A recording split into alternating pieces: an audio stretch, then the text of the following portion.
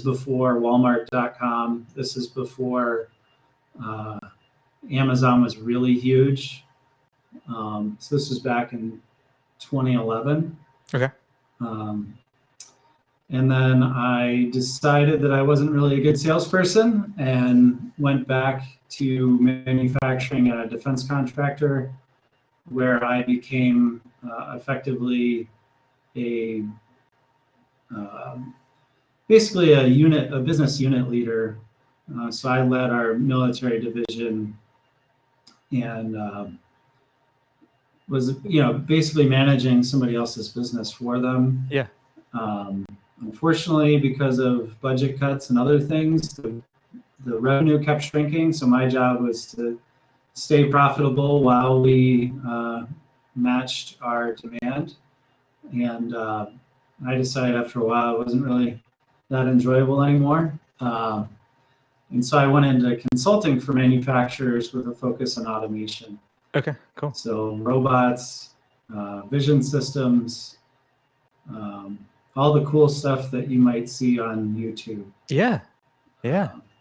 But for mostly larger companies. Gotcha.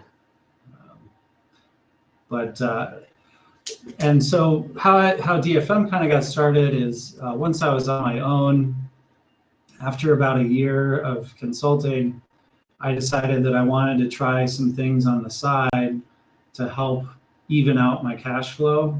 Okay. So as a consultant, when you're working for the client, you're making good money, and when you're not, you're busy trying to find the next one. You're not getting any paid during that time period. So you kind of have to live off the money you made last month.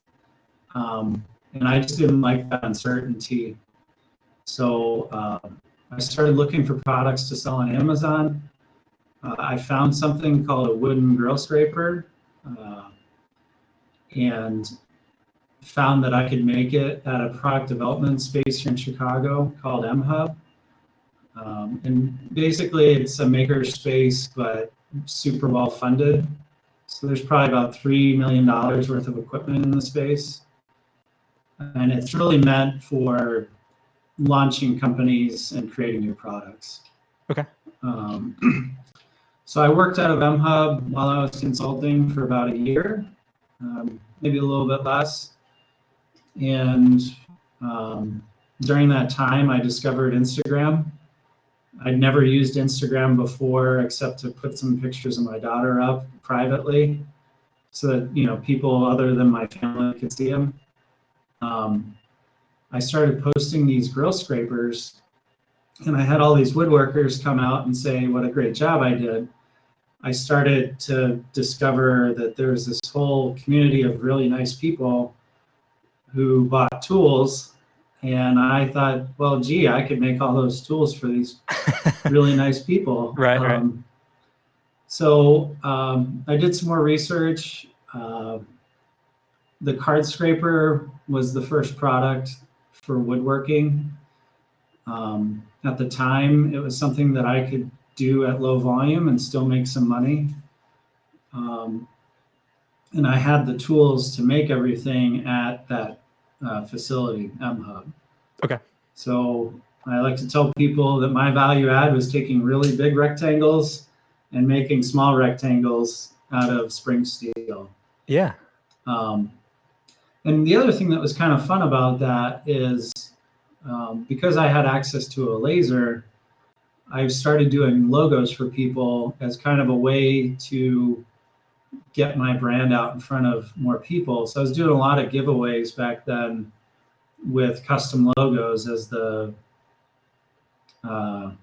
prize. So I didn't have a lot of cash. Right. So it's not like I could give away a bunch of expensive tools, but I could offer people something that you couldn't get anywhere else, which was their logo on a card scraper. That's cool.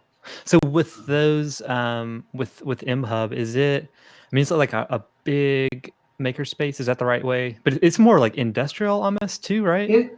It's meant really for people who's trying to start companies. So it's not really for side hustlers, even though there's plenty of people who do a side hustle. When I first started there, they had a program where you could work there nights and weekends for only $150 a month. So you really could get started on your business for a pretty low cost to entry. Yeah. It's about 63,000 square feet. Jeez. About half of it is office space now. Okay. And the other half is some smaller CNC mills. They now have a fiber laser. They didn't have that when I was there. I was using a CO2 laser, which you see other people use quite often in their homes. So those smaller lasers, just think of a bigger wattage one I had access to. Cool. But yeah, so MHub was a good place to get started. It's where I found a business partner to get a bigger space on my own. We are partners on the space, but we keep our own product lines and we spend our own money. So he does automotive parts. Okay. But we both wanted to have a CNC machine of our own to make more metal products. Yeah. So you're not in MHub now, right? Like this is completely your own space. Okay. So what was the process of like building up the tools, I guess, to make the tools? Meaning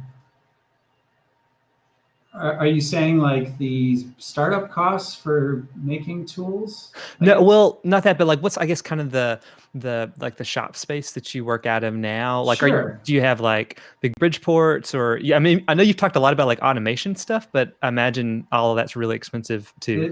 It's a little more expensive. So we have, what kind of got us started was we both chipped in to buy what's called a Haas VF2, which is a 20, it's a 16-inch by 30-some-inch bed. It says 20 horsepower, but it's really more like a 10 horsepower machine. Okay. I've got 24 plus 1, so we have 25 tools that we can automatically change. Oh, wow. I actually use all of them right now to make my dowel plates. That's crazy. Meaning I've got 25 tools loaded up in the machine, which I never thought I would need. But so we got started with that. I mean, we got started with a mill and about 1,000 square feet, maybe 1,300 square feet, in a not so nice part of town. Things are really expensive in Chicago relative to what people might think. But so we got started with a mill. We subsequently have purchased some other tools. So Tom bought a CO2 laser of his own that's 100 watts and it has the 16 by 32 inch bed. I bought a fiber laser, little 30-watt fiber laser. So that's how people see, when I'm anodizing parts and then laser etching them, I'm using a fiber laser now. Gotcha. And what that allows me to do is the fiber laser works on a wavelength that actually etches into the metal. Yeah. Whereas the CO2 laser could only really discolor. Got it. It couldn't cut down into the metal. So that was one of the first purchases I made after leaving MHub that I did not have at MHub. Got it. So it was one of the best things I ever bought. I've marked tens of thousands of parts now. So, and learning more about how to automate some of it. So it may be a fully automatic process for certain products, for example. Since then we bought a tumbler, which some people might see on Instagram. It's got the little red looking Hershey Kisses that fly around. And basically it's like a way to sand and deburr parts without manually doing it. So all the anodized products get tumbled before they get anodized. Got it. That makes sense. The going to the laser for a second, just because the last episode we actually had full spectrum laser on, and we actually talked about fiber lasers a good bit. So you said you have a 30-watt one, is that right? That's right. And I have a lens on it that is good for about 6 inches by 6 inches. Okay. People have asked me when I'm going to make a bigger square, and I'm not ready to buy a new laser just yet. you got to double the laser size to get that. Yeah, and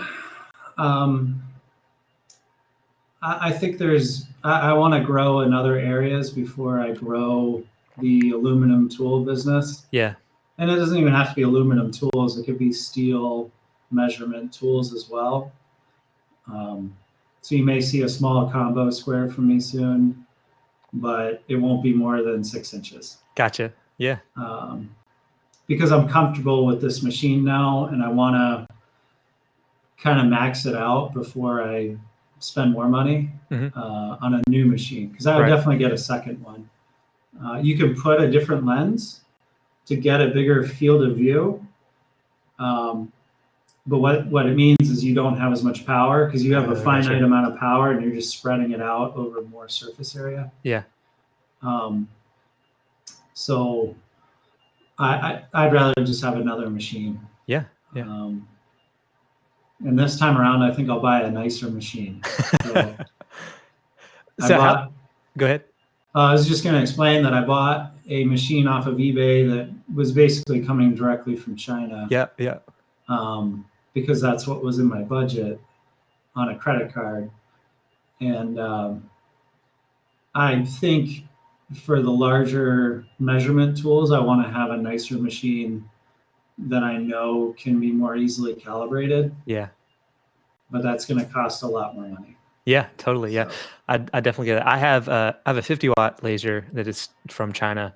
And like when I was comparing that to not China, it's like way more expensive, but I have to, like the other day I'd broken something. So I was like having to open it up and figure out what I did. And yeah, there's a big difference. Is it a fiber laser? No, it's not fiber. It's a CO2 laser. Yeah. So I definitely could not afford a fiber laser. That would have been cool. But that's neat. So is it just you then? And then tools that are doing they're doing the work? Actually, I've had a gentleman working with me since February of last year. Okay, cool. When he started out, it was about, I want to say 10 to 15 hours a week. We quickly got up to 20 to 30 hours a week. And right now he's working 40 hours a week. Oh, wow. So full time. Yeah, basically full time. Yeah. I would say that, certainly my purpose and mission is to build this company big enough to where I'm not touching every single tool. Yeah. To give other people opportunities to work. There's plenty of good people here in Chicago, for example, that could make way more money working with me than driving an Uber. Right. So yeah, that's the goal. But what I would also say is that I'm trying to automate more so that I can hold off on that second person so that when they do come in, there's plenty of money to get them trained up and ready to go. Yeah. So, for example, I'm looking to buy another vertical mill soon that will have a pallet changer. And what that means is I'll be able to run the spindle while I'm changing parts. Oh, wow. And effectively have 100% uptime while I'm there. That's crazy. It's pretty old technology. We have a pallet changing machine that my buddy Tom purchased for his business. That's from 1995. It's wild. But it does work. Yeah. So, and we're not trying to hold super tight tolerances. Everything's relative. So I have woodworkers ask me about how accurate the squares are, and I assure them that they're square to less than 1,000th of an inch. Yeah. But that's pretty easy to do because the table and the machine ways are very square. Okay. So if I tell something to go on the x-axis and then tell something to go on the y-axis, it's going to be really square. Yeah. But if somebody said, hey, can you hold a tenth, which is a tenth of a thousandth, with my machine, I might say only under certain conditions. Yeah. If I get lucky. Yeah. And scrap a lot of parts. So it all depends. So yeah, we're not looking to buy brand new machines. I would love to be able to buy a brand new machine, but that would be for the automation, not because I want to have something fancy. Yeah. So is this, you mentioned this started out just as something to help even out the income from your consulting, but is this your full-time job now? It is now my full-time job. That's crazy. And I want to say I've been full-time since last summer. Okay. It wasn't some beautiful like curve where one goes up and one goes down in some nice mountain chart, and I'm making a lot of money both ways. It was more like I was actually getting more consulting work, ironically, as the DFM business was growing. Huh. And at one point, I just had to make a decision that I wasn't doing my clients a service by not really focusing on what they needed at all times. And I don't have the kind of brain where I can like totally put something in a box and then bring it out later. All right. So I was having a hard time focusing on both. Yeah. So the summer was a rough period. Let's just put it that way. Because I had already spent a bunch of money on machines, and I didn't realize that woodworking tool sales are very seasonal. Oh, okay. That's what I was going to ask. Yeah. So I make I don't say all, but I make a lot more on the same products during the winter time than I do during the summer. Gotcha. So it's almost like retail, where your Christmas season is your big time. Yes. That's crazy. And December is my biggest month. Gotcha. December is worth 2 Octobers. That's awesome. So, well, I mean, from a manufacturing perspective, it's not very fun. Right. But luckily, I had done enough in the prior 2 years to know that this last December was going to be really high volume for me, relatively high. So luckily, I had enough money to be prepared for December. Yeah. So in terms of how quick, I guess, the products get made, like in a typical week, like are you batching out things all at once or building an inventory? Or are you doing made to order? Kind of what's that workflow like? So certainly for the main products that I saw on Amazon, like the card scrapers, the dowel plates, and some of the squares, those are made in batches. Okay. Effectively. And that's really has to do with the way I buy material. So when I'm buying the dowel plate material, for example, I'm best off buying several hundred.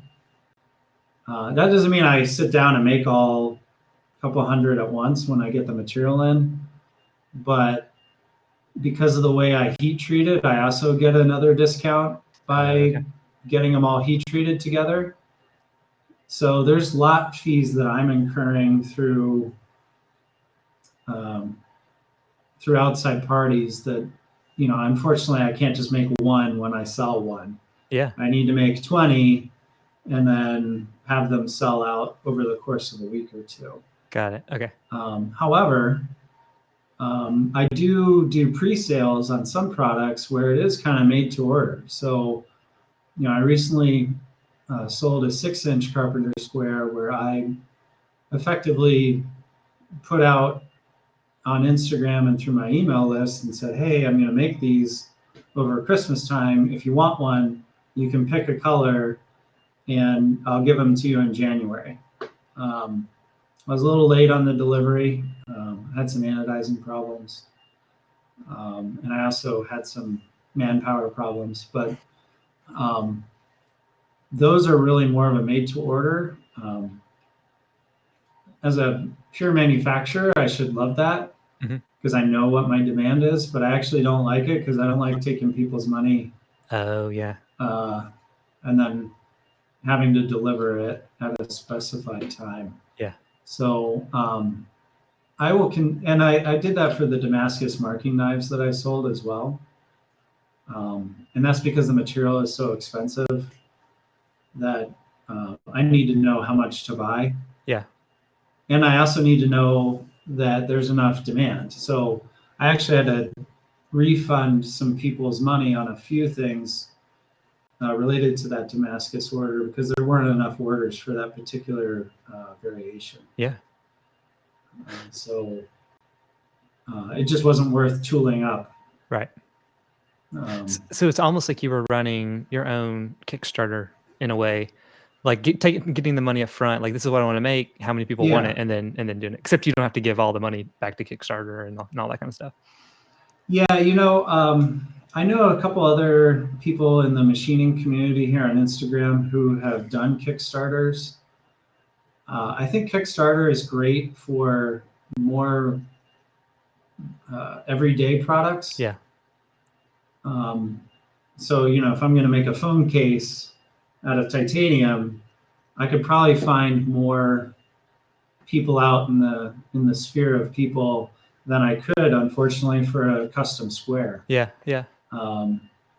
So I'm not ruling out a Kickstarter at some point, but it would have to be for something that I couldn't afford to tool up myself. So maybe it would be something with lots of components in it that I need to outsource. That could make sense. But otherwise, yeah, I'm doing crowdsourced, crowdfunded through my own community. Right. And I think a lot of people are doing that for smaller runs of stuff. And I think you're going to see that more. I think people are becoming, because of I think Kickstarter and Indiegogo have made people more comfortable with handing over their money to a complete stranger and then getting it later. I think what helps me is I have a track record of delivering. I've never not delivered something. Right. And I've done at least 5 or 6 different pre-orders. That's crazy.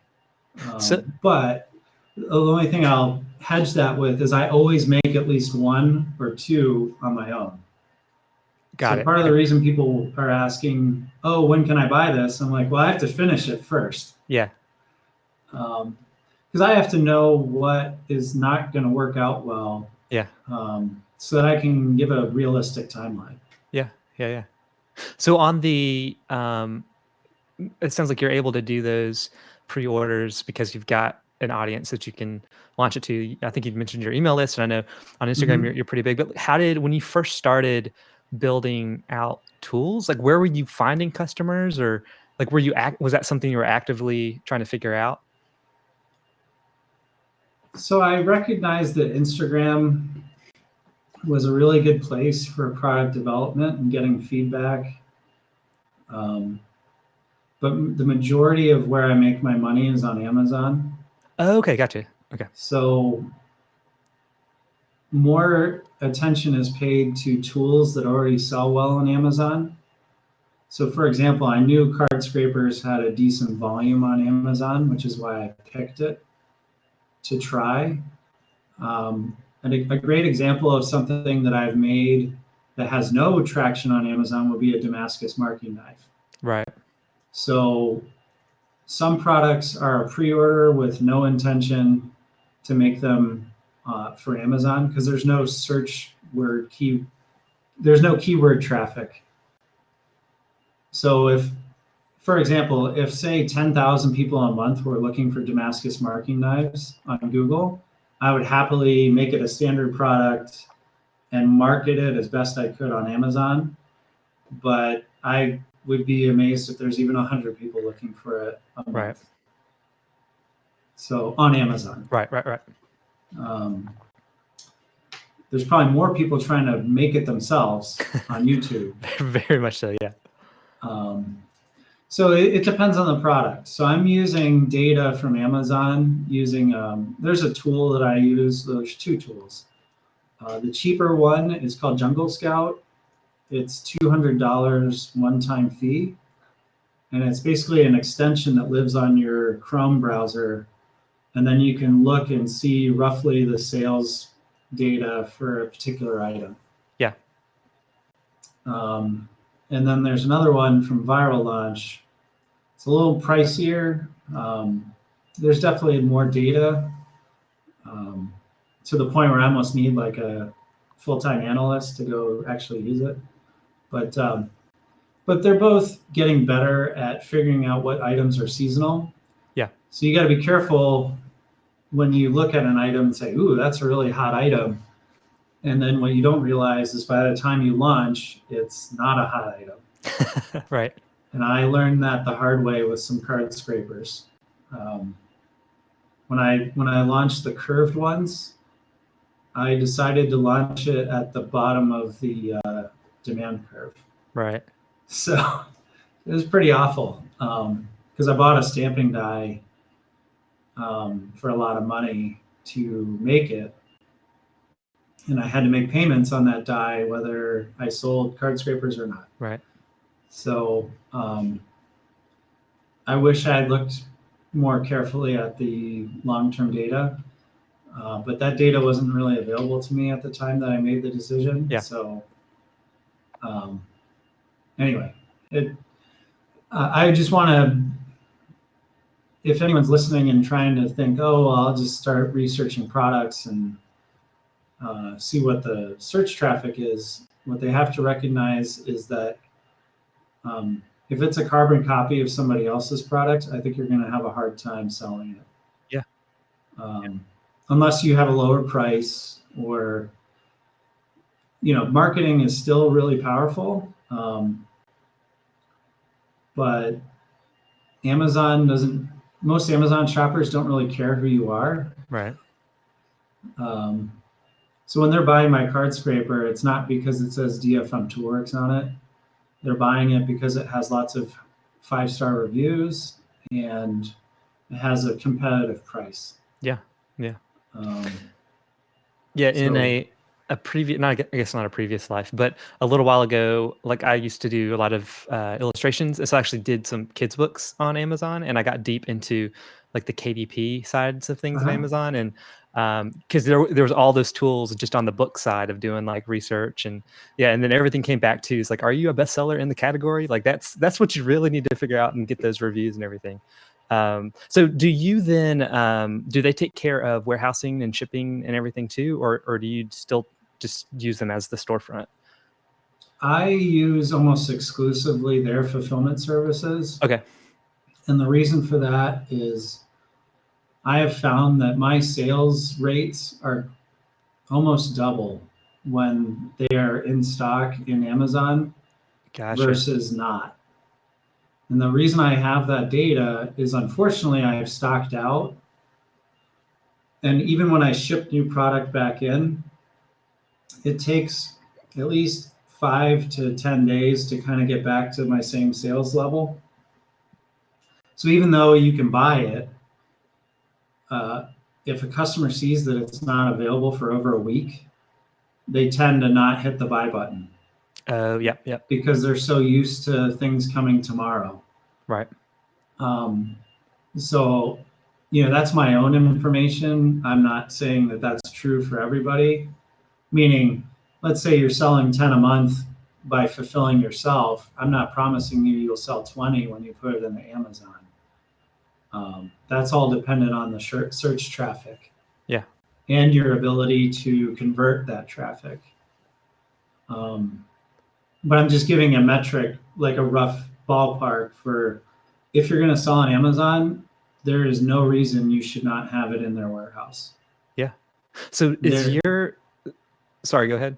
All I was going to say is that there's kind of this myth that you have to have lots of units in Amazon to be successful. that's sort of true. So for example, we'll just use some round numbers. Let's say I sell 100 a month of something, then you should have 100 at a minimum in Amazon. Like you should have at least a month's worth of something in Amazon, but you don't need thousands. I don't have thousands of anything at Amazon. Because I don't sell thousands of anything a month on Amazon. So if someone was going to do a purchase then just through your site, is that still going through Amazon, or do you have some stock as well? You just do from your end? I keep stock of certain items. I'm going to grow what I do on my website over time, but everything that you buy on my site for now is from me. Gotcha. Unless for some reason I ran out, then yeah, I'll just go to Amazon, type in your address, and it'll show up. It'll just be from Amazon. Gotcha. But, so you do like an order on the back end for them? I can, but 99% of the cases it's shipped directly from Chicago. Gotcha. So do you do then like the shipping and packaging yourself then, or is that something you're also getting? I do most of that right now, only because the volume isn't crazy high.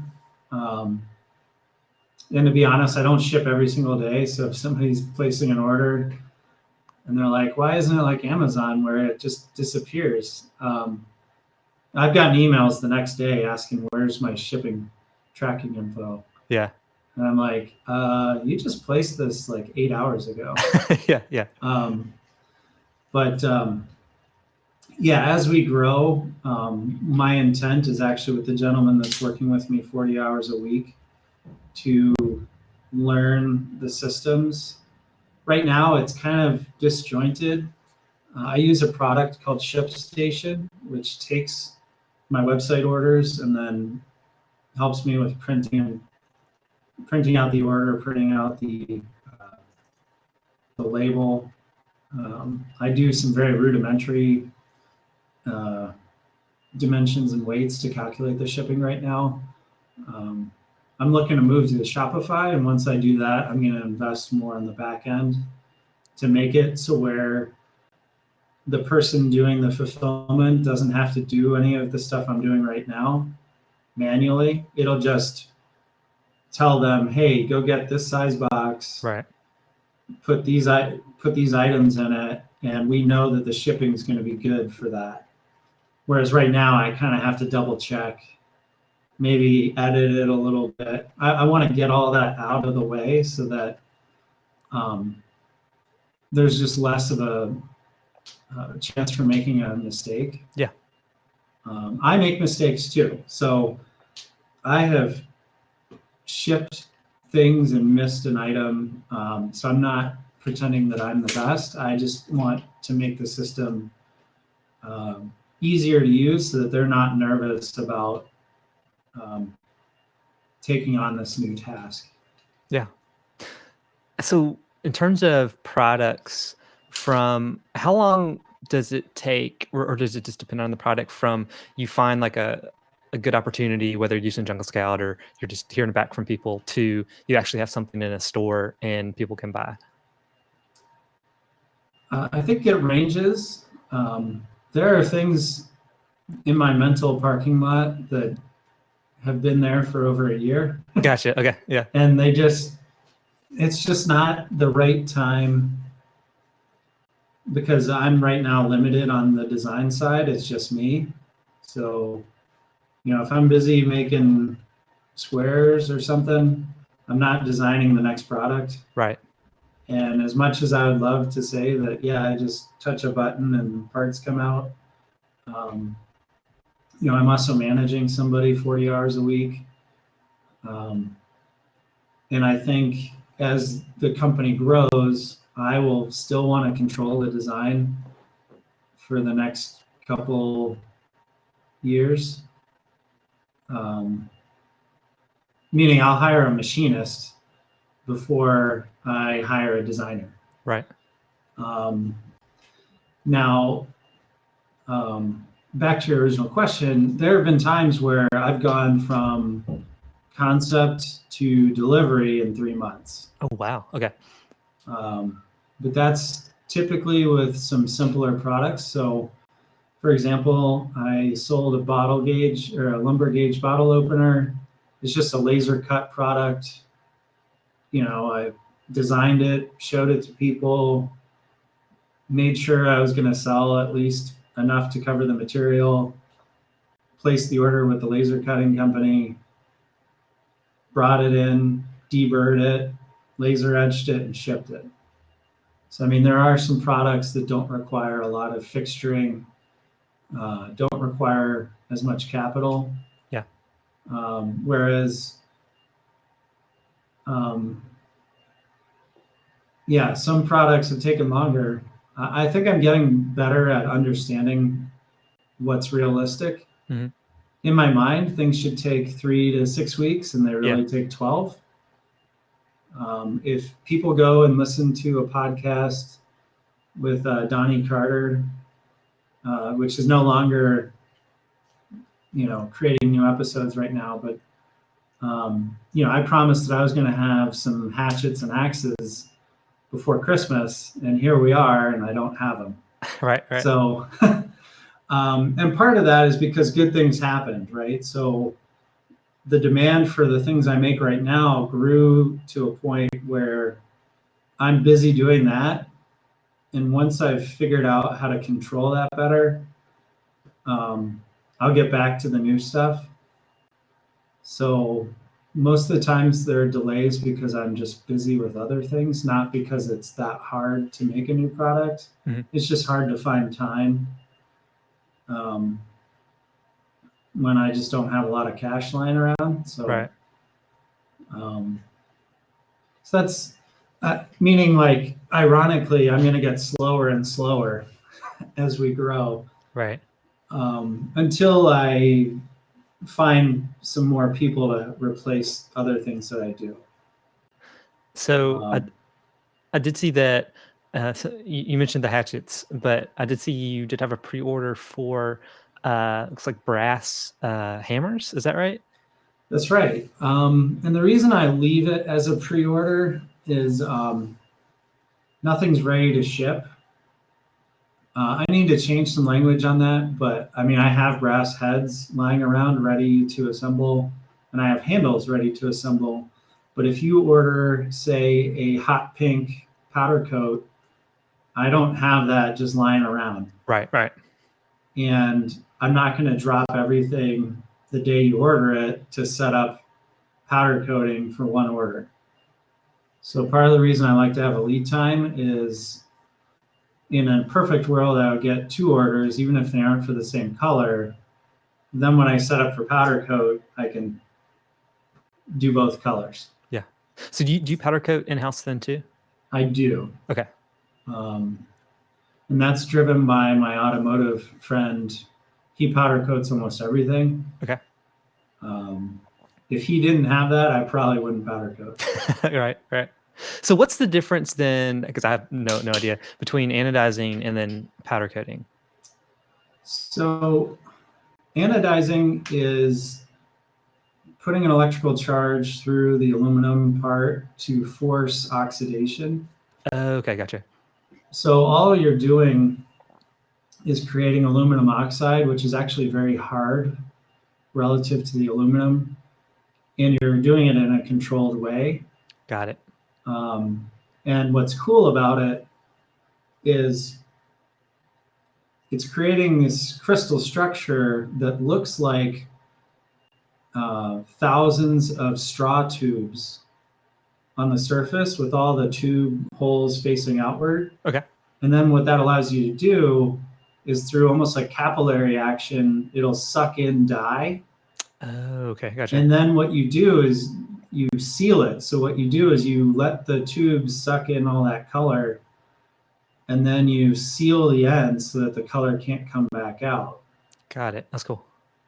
So it's almost like the color. Like the color is very rudimentary description of how it works. Yeah. So it's almost like the color is inside the piece in a way, versus powder coating, it's like a layer on top. They're both layers on top, but the thickness is very different. So got it. Okay. you can anodize a half of a thousandth. Oh, wow. Up to 2 to 3 thousandths. Okay. Whereas powder coating is immediately at least 10 to 15 thousandths, maybe more. Got it. Depending on how thick you put it on. So, I mean, it's almost a factor of 10 thicker. And so what that means, though, is I can't offer a powder coat. I want to offer a powder coated square, but then you might as well just buy the squares from the box store. Right. Because you lose your accuracy.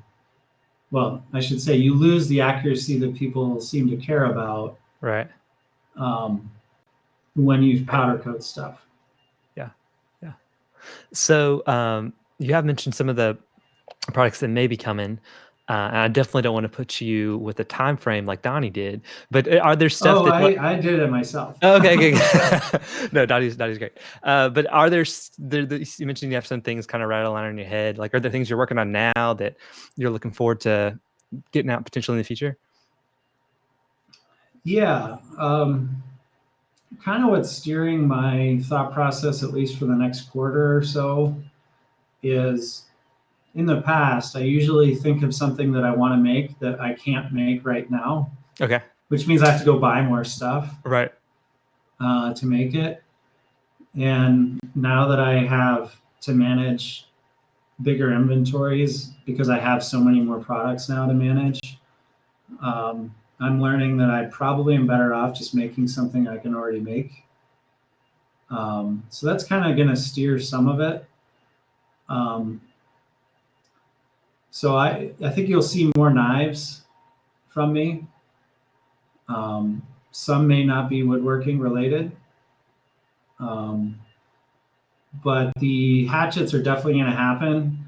I don't know how well they're going to sell, but I will make some, and then we'll find out. Gotcha.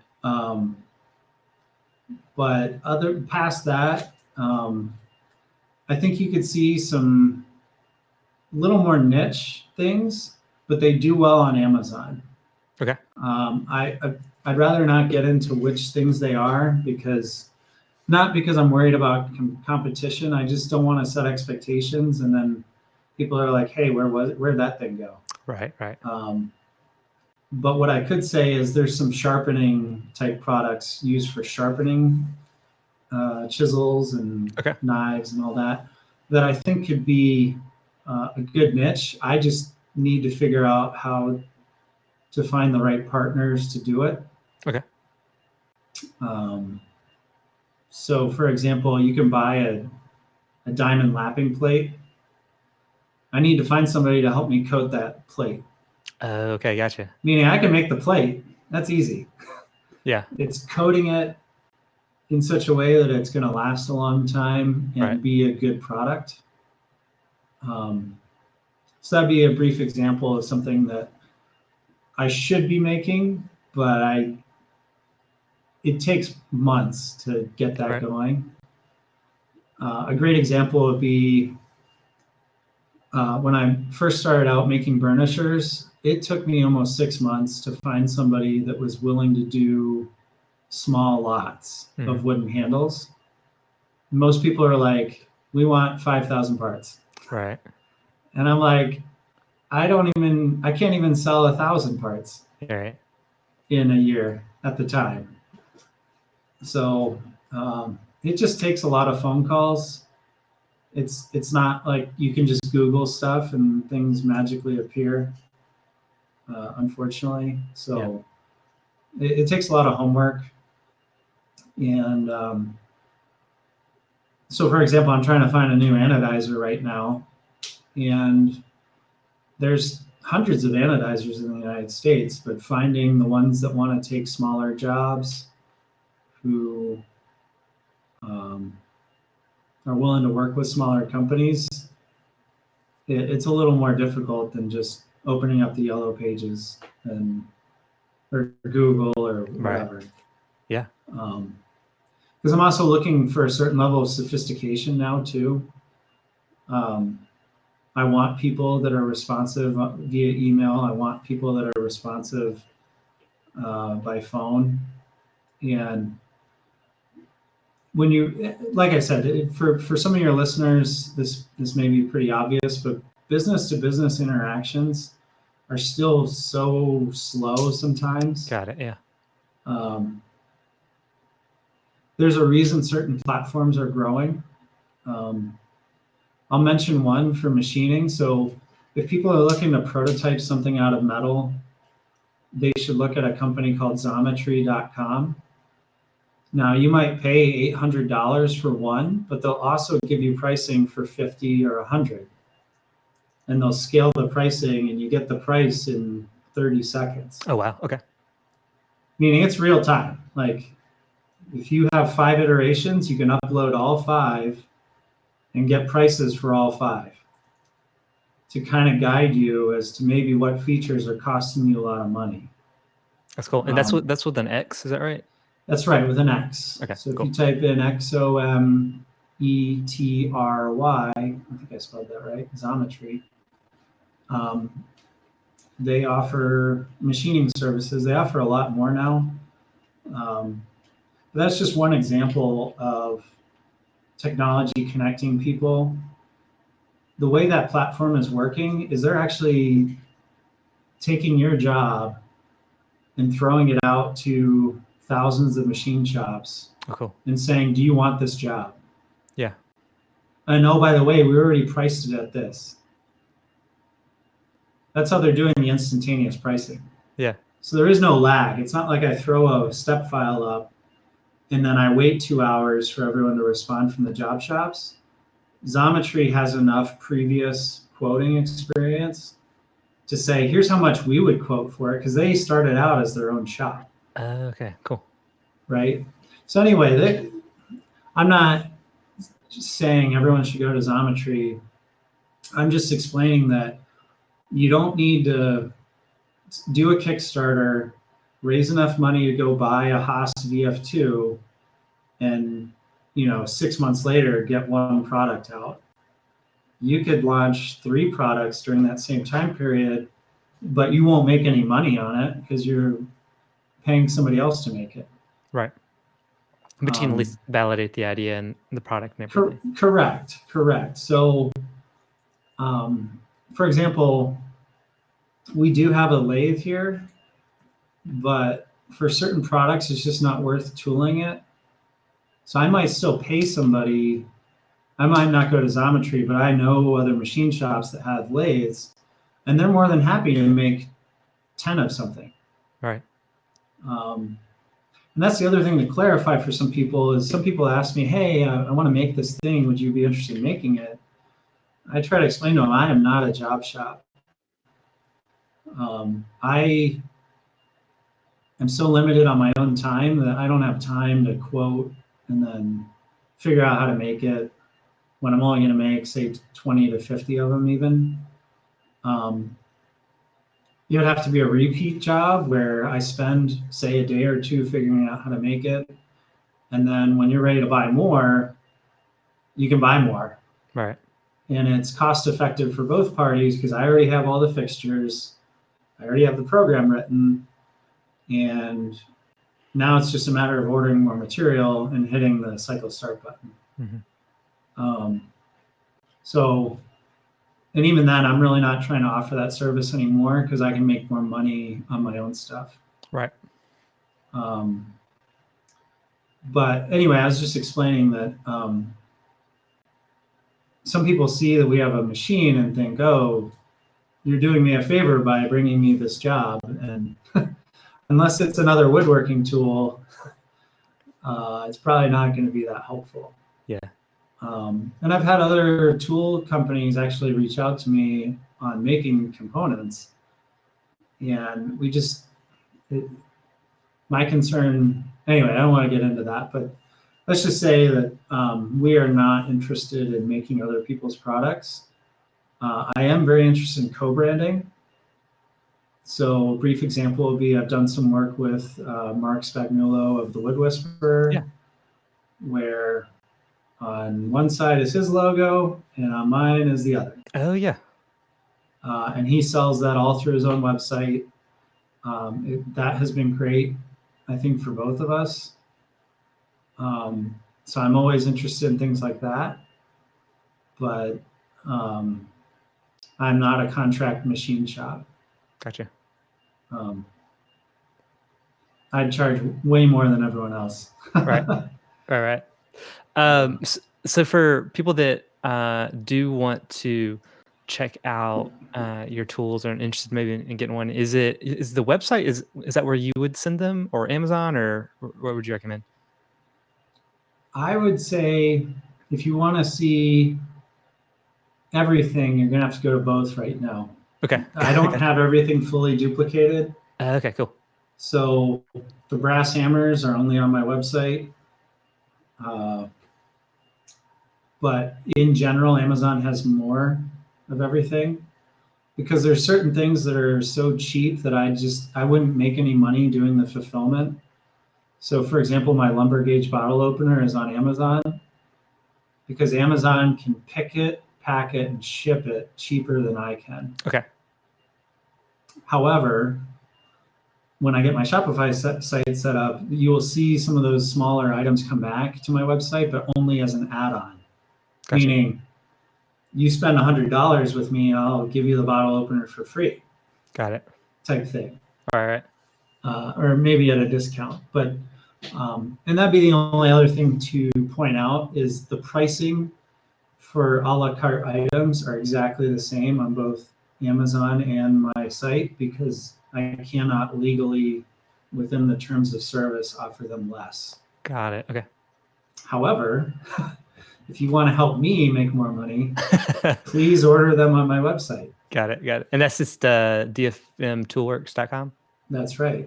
Awesome. Which is in the background. Yeah. And for people that do want to follow along, like just kind of on the process, is that kind of the best place you'd send people? Instagram is definitely, if people are interested in how the sausage is made. Yeah. My stories are the best. Okay. Posts are kind of a close second. What I think is interesting is I've discovered that nobody wants to watch me machine the parts. Like my engagement rate and my views are way down when I post purely a machining video. Yeah. Versus people love to see shiny finished tools. Yeah. Right. So people seem to be more interested in something that they can relate to, and I don't fault them for that. So, right. If you don't machine parts, most of what's happening in that video means nothing,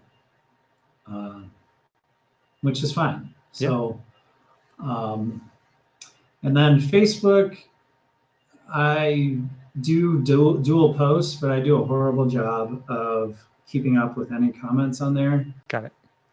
When I say horrible job, like it's a day later. Okay. So there's a 24-hour feedback loop on Facebook, whereas Instagram is at most an hour or two. Gotcha. That's cool. And I do respond to almost everybody. Okay. Meaning if you DM me, assuming it's not soliciting me for some silly service, I'll get back to you. That's cool. Well, I appreciate your time and chatting with us, getting the inside look. I think an interesting perspective for people that maybe they don't know what all goes into the products that we use every day. So. Yeah, Brandon, I really appreciate the opportunity to be on your show. I like that it's been a little briefer than some other podcasts. Oh no, you've had some long ones. Okay. Yeah, and I'm not dogging the other podcasts, but I think what's difficult is finding the time to do things like this even. Yeah. I'm going to Workbench conference this week, so I don't know when this gets released, but this will be on Friday, so probably people listen to it on the drive back from Workbench Con. So great. Well then, some of them may hear all this get regurgitated. I will be on a panel on Friday talking about micro-influencers and working with brands. The reason I think that's kind of fun is I think of myself as both. Yeah. Believe it or not, I've worked with brands bigger than me. And I also am trying to work with influencers in the woodworking and DIY space. and I have my own take on how it should be done. Yeah. So that's with Adam, right? It is, yeah. And okay, you had Adam on 2 episodes ago. 2 episodes ago, yeah. He had mentioned that talk. Which I think is how I found you. Oh, really? Okay, yeah. Yes. Cool. So Adam said, "Hey, I'm doing an interview," and I said, "Ooh, what's this podcast all about?" And then I saw how many episodes you have, and I'm like, "Holy crap!" Yeah, we've been going for a while. So yeah, really appreciate you having me on, and look forward to maybe visiting you again, if and when that makes sense. Yeah, totally. I appreciate your time. It was a blast chatting. Yeah, Brendan. Really appreciate it, and look forward to talking.